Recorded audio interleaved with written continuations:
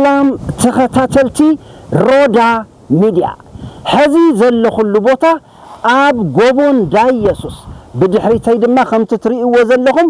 እዛ ሰሜናዊት ኮኸብ መቐለና ብድሕሪየላ ሌላ ምስ ከተማ መቐለ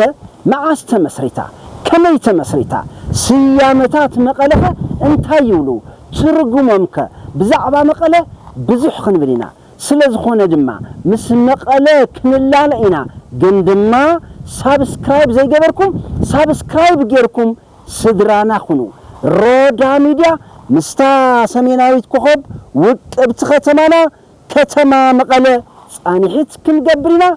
ምሳና ጽንሑ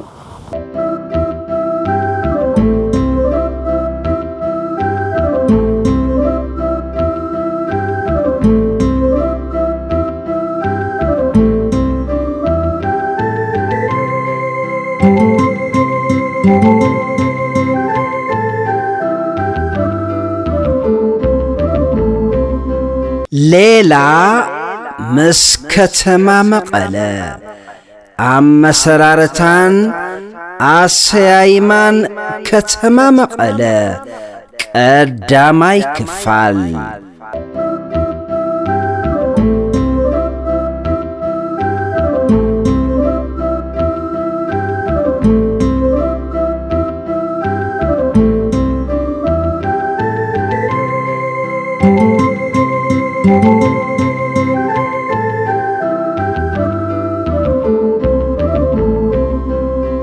ትሕትና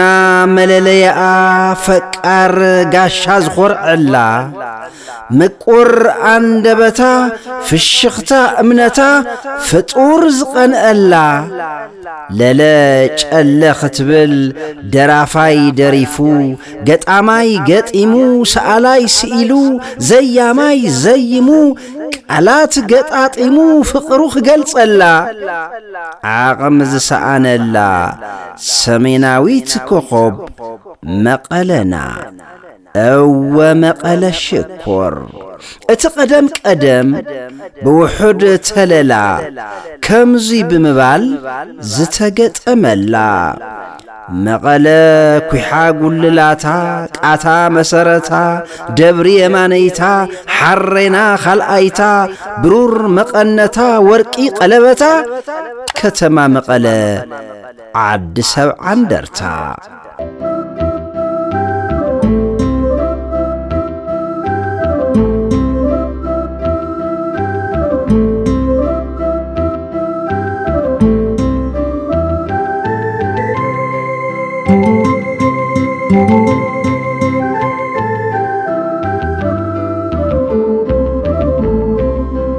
መቐለ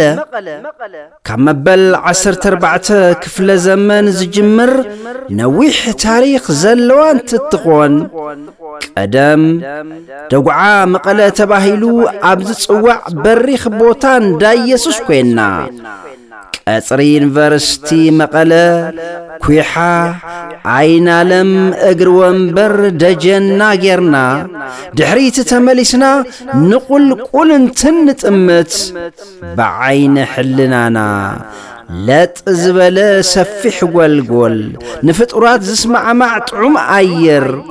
ብዓበይቲ ግራባት ተሸፊና ብርክት ዝበሉ እንስሳተ ዘገዳም ነጀው ነዘዝ ብሉላ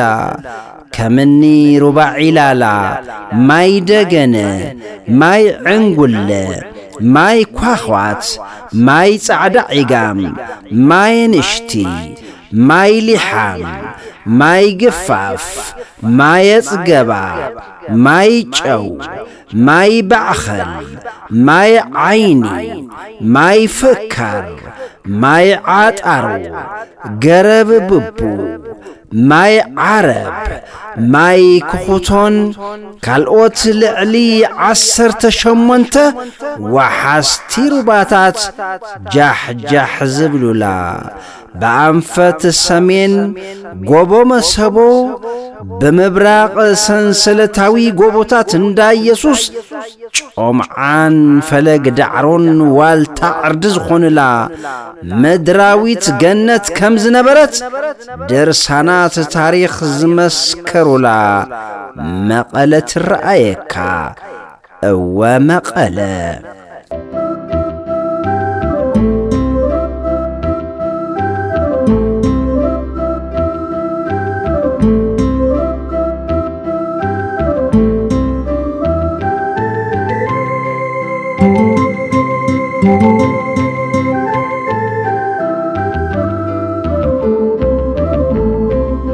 نمخانو مقالة زبل سيامة نمنتاي تواهبوا مقالة مالت انتاي مالتيو كنبل ززررمنا يوم عبيت عدي مقالة كلتا مخنياتا تقريبو منا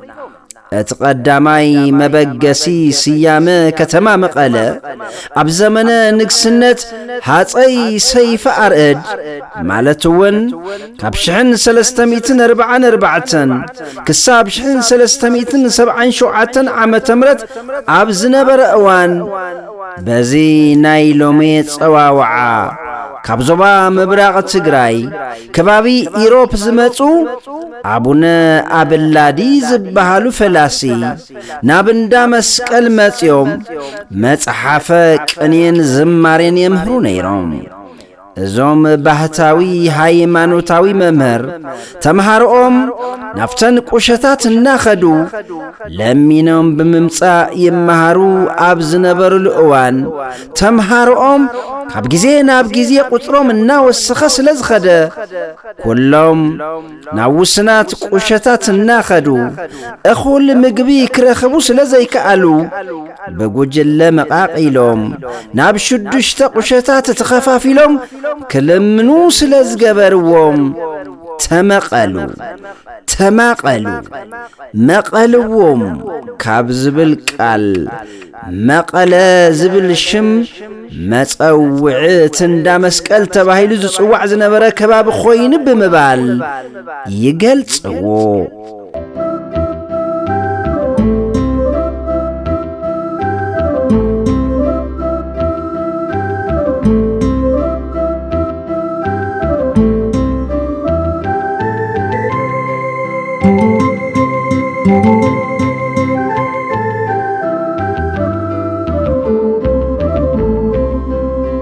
اتخالعي مخنيات مصوع مقالة زبل سيامة دما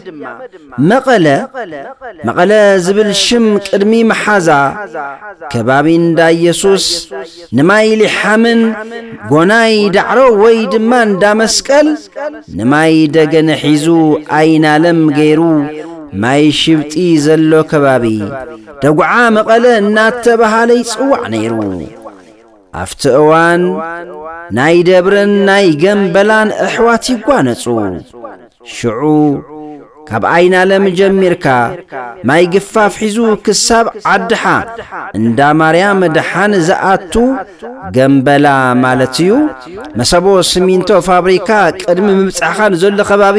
ማእኸል ገይሮም ነቶም ዝተባኣሱ ቦታኦም ብምፍላይ ንስኻ ካብዙይ ንላዕሊ ዘሎ መሓደር ንስኻ ድማ ካብዙይ ንታሕቲ ዘሎ ኣመሓደር ኣሕዋት ይኹም ኢሎም ስለዘመቐልዎም መቐለ ዝብል ሽም ክትሕዝ ክኢላ ዝብል እውን ኣለዉ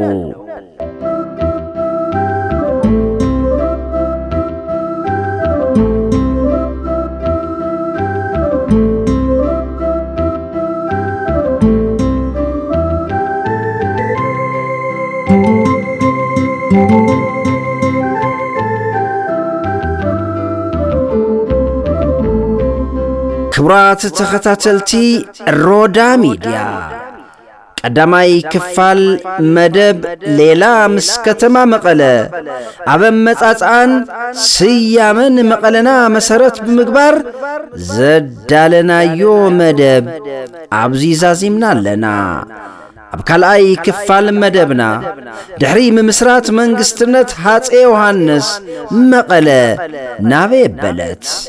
ምስ ቤተ መንግሥቲ ሃፀ ዮሐንስ ተኣሳሲሮም ዝለዓሉ ስያመ መንደራት መቐለን ትርጉሞምን ነባር ሰፈራት ከተማ መቐለ ዝምልከት ምቁር መደብ ሒዝና ክንመጽእ ኢና። ስጋብ ሽዑ ሰላም ጽንሑ። ሳብስክራይብ ዘይገበርኩም ሳብስክራይብ ብምግባር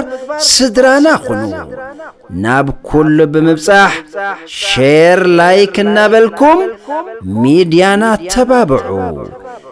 ሮዳ ሚድያ